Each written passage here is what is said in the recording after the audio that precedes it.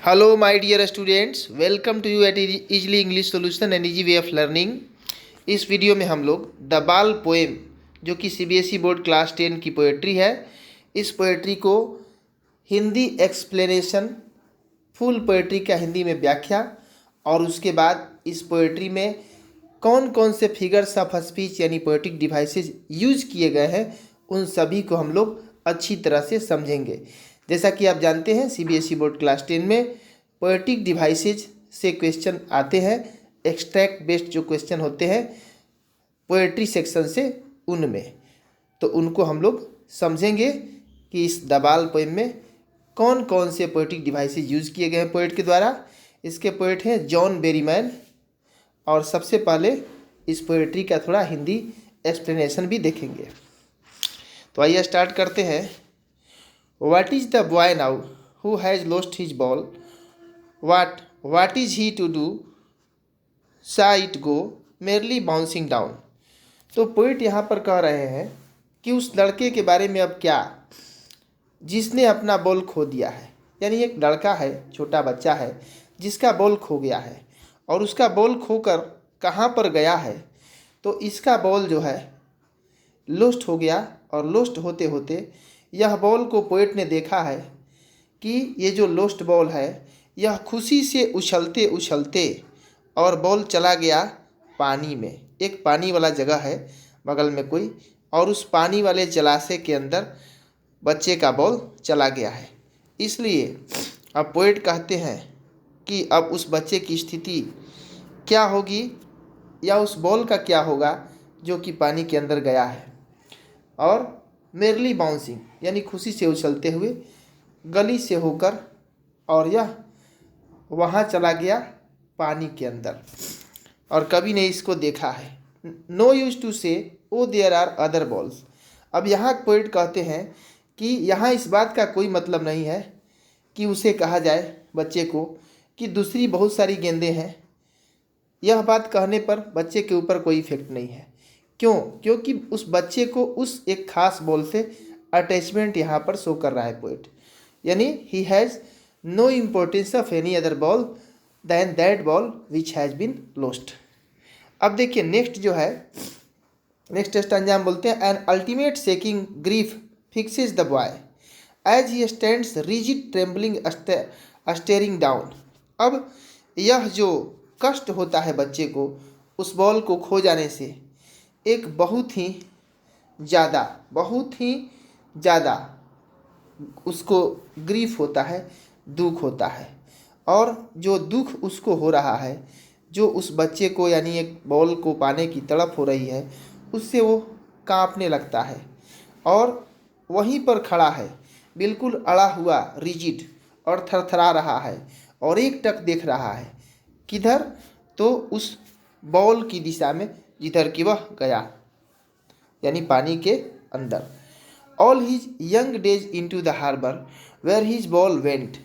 यानी अपने पूरे जवानी के दिनों को जी लेता है। यानी वो बच्चा है, अब बॉल पहली बार खोया, उसको एक पहली बार सेपरेशन का फीलिंग हुआ, यानी अपना लव्ड जो थिंग है, अपना प्रिय वस्तु के खोने का आभास हुआ।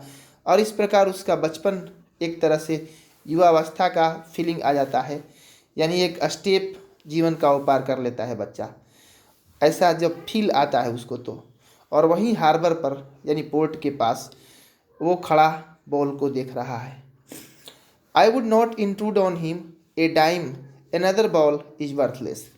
पोएट ने देखा है कि बॉल किधर गया, किस दिशा में गया है, लेकिन बोल रहा है कि आई would not intrude on him, मैं इसमें इंट्रूड नहीं करूँगा, दखल नहीं डालूंगा, मैं बच्चे को नहीं बताऊंगा कि बॉल किधर गया है। A dime another ball is worthless. यदि कहा जाए कि ये ए डाइम यानी एक डाइम का ही बॉल है, यानी 10 सेंट का ही बॉल है। A dime here stands for 10 cent. ये सेंट क्या है? Smaller unit of money in USA, America.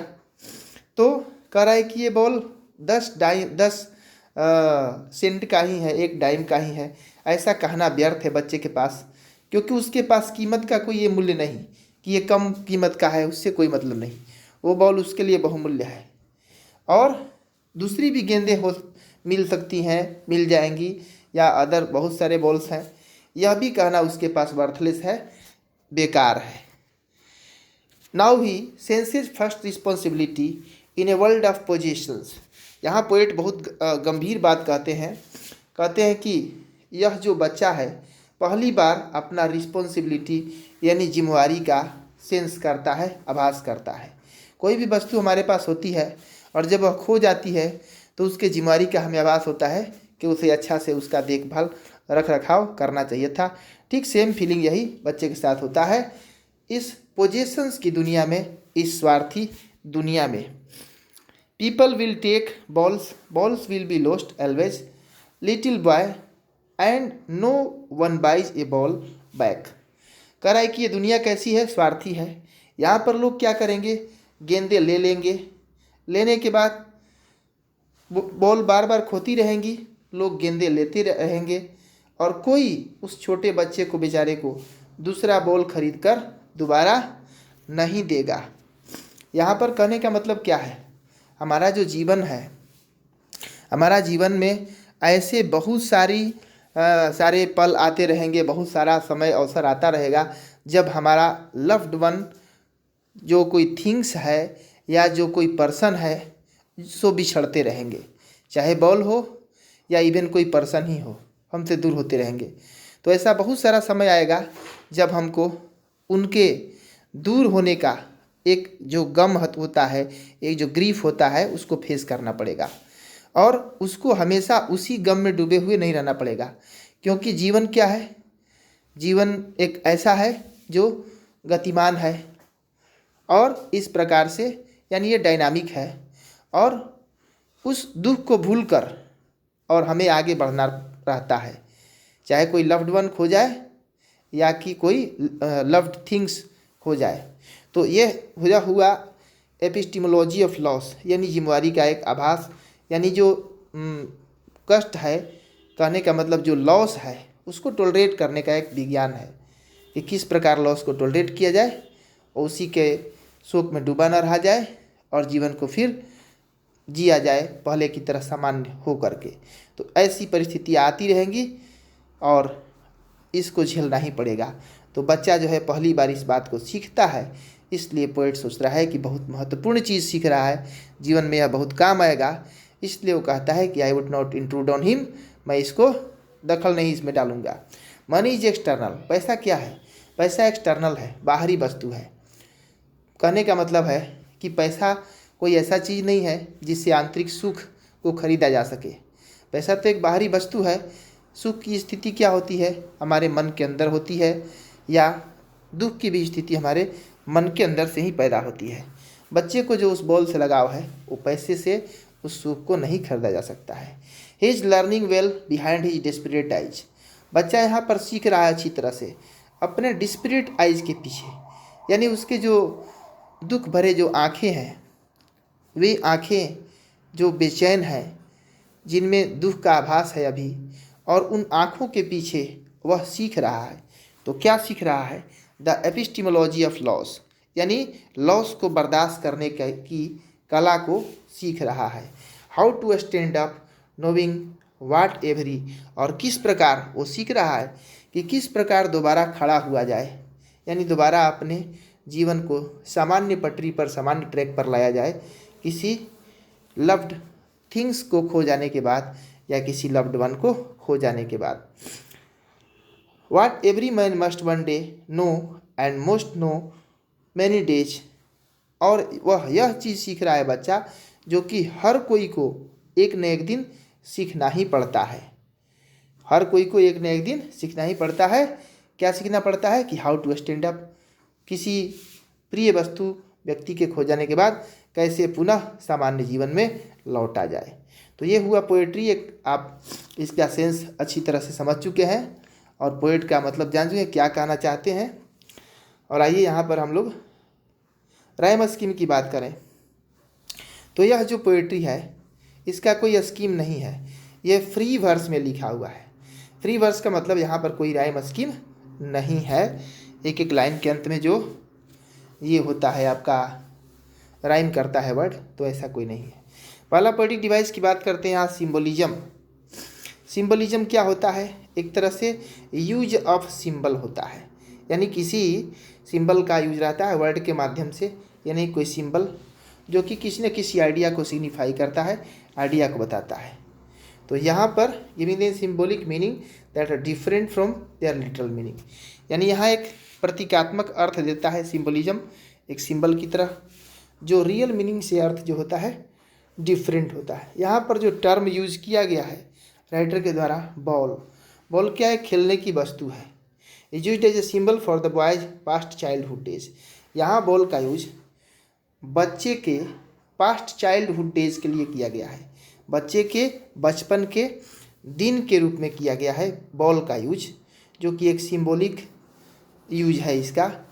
और इस प्रकार से यह सिंबलिज्म डिवाइस का यूज़ किया पोएट ने, जो कि बचपन के दिन अब उसके चले गए हैं।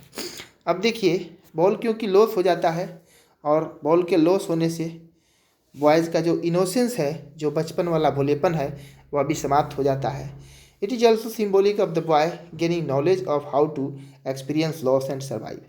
और यह बात भी यहाँ सिम्बॉलिक है, इस बात का नॉलेज प्राप्त करना, ज्ञान प्राप्त करना कि किस प्रकार से लॉस को बर्दाश्त किया जाए और फिर जीवित रहा जाए और जीवन में आगे बढ़ा जाए। It is also symbolic of the boy becoming a man. बच्चे के लिए एक तरह से एक मैनहुड में आना चाइल्डहुड से, इस सिम्बॉलिक मीनिंग को दे रहा है। After losing innocence of childhood, बचपन का भोलेपन को खोने के बाद। सेकंड जो डिवाइस यहाँ पर यूज है, metaphor. This poetic device is used when A covered comparison is made between two different things और आइडियाज। आप जानते हैं सिमिली की तरह मेटाफोर भी ये क्या होता है? कंपेरिजन करने के लिए यूज होता है, लेकिन यहाँ पर लाइक, एज लाइक जैसा कोई वर्ड नहीं होता है। In this poem the poet uses the device of metaphor. 8th line में यहाँ पर यूज किया मेटाफोर डिवाइस को पोएट ने, जब वो कंपेयर करता है बॉयज़ के यंग डेज को उसके चाइल्डहुड डेज से विद द लोस्ट बॉल, खोए हुए बॉल के साथ। The line all his young days in to the harbour where his ball went is an example of metaphor. यह जो लाइन है इसको ध्यान में रखेंगे, यदि आपको एक्सट्रैक्ट में पूछा जाए तो इस लाइन में कौन सा डिवाइस है, तो यहाँ पर मेटाफोर डिवाइस है, इस चीज़ को ध्यान में रखेंगे। The poet usage this metaphor to draw a comparison between the lost ball and the loss of the boys childhood. यहाँ पर पोएट मेटाफोर का यूज किया किस लिए? तो एक कंपेरिजन करने के लिए। तो बॉय का जो लोस्ट बॉल है और लॉस ऑफ बॉयज चाइल्डहुड, और उसको क्या चीज़ से तुलना कर रहा है? बच्चे के गेंद खो जाने की तुलना बच्चे के बचपन खो जाने से किया है पोएट ने। अगला device alliteration.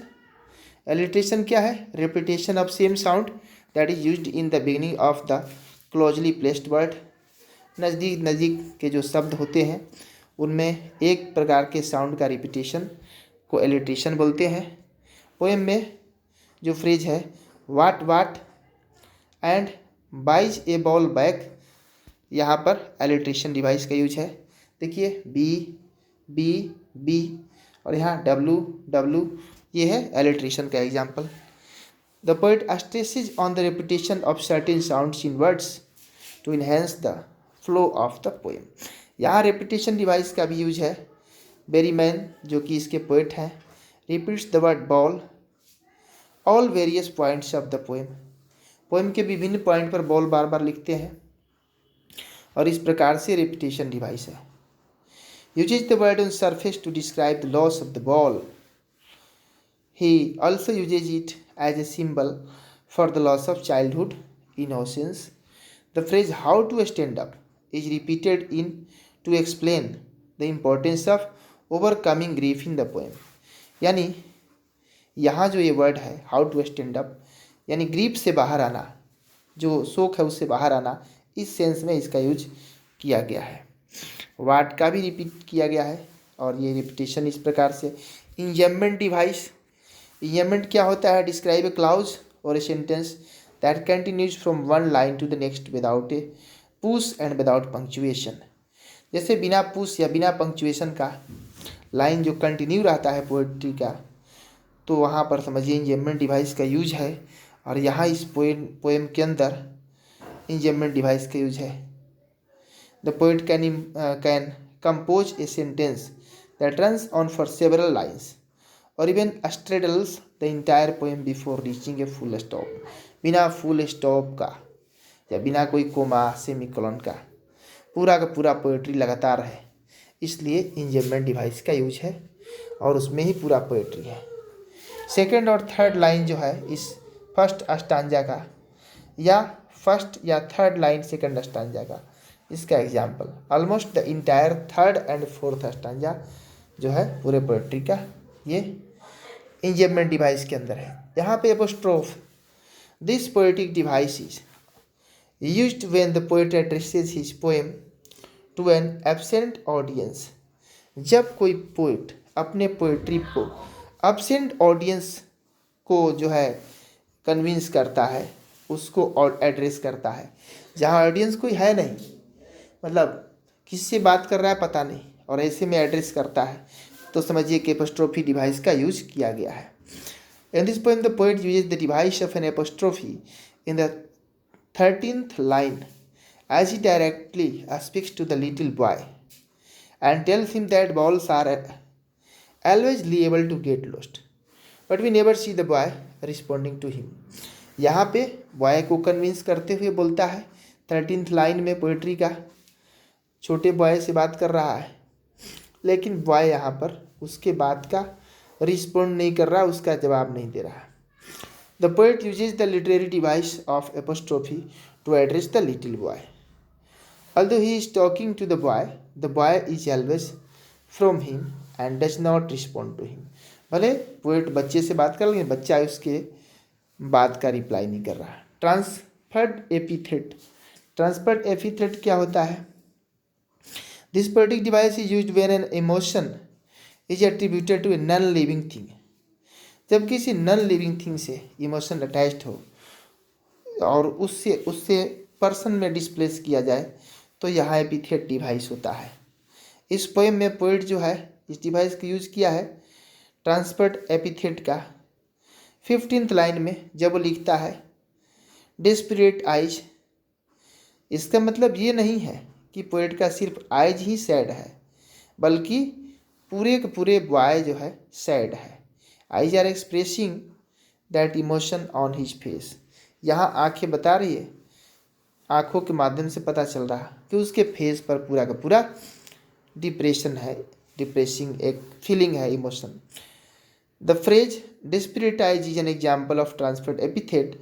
It tells us that the boy himself is sad and not merely his eyes.